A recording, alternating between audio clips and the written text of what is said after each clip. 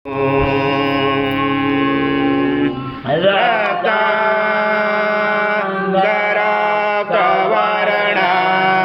पद्मनेत्र सुहास्यवदन कञ्चाक्षोभि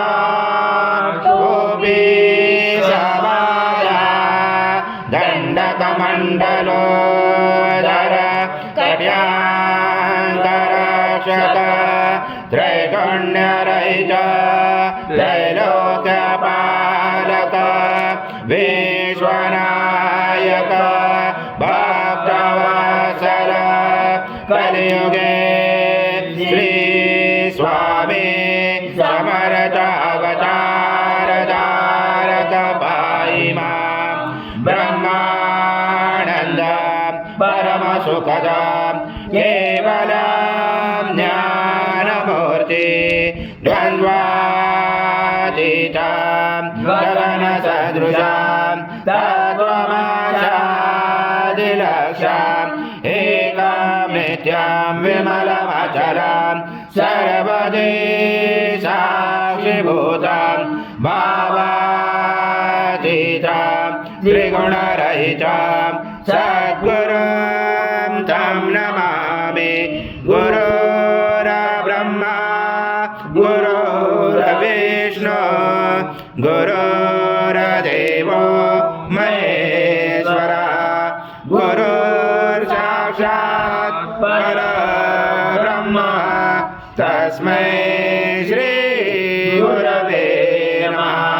आज्यं स्वर्णमहाराज्यं यज्ञे प्रतिष्ठम् आज्यं पवित्रं परमं स्नानान्तते प्रगृह्यात् श्री सद्गुरु स्वामी समर्थ महाराज देवताभ्यो नमः। गुरुतः स्नानं समर्पयामि गुरुतः स्नानान्तरेण शुद्धोदक स्नानं समर्पयामि। सकल पूजाते सर्वोपचाराते गन्धपुष्पं समर्पयामि। शेष उपचाराते प्रार्थना पूर्वक नमस्कारं करोमि।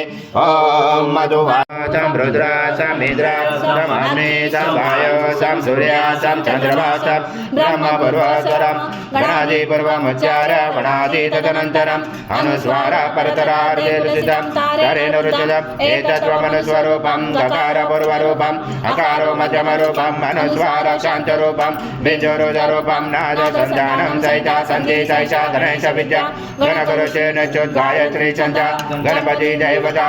ओम गणपते नमः।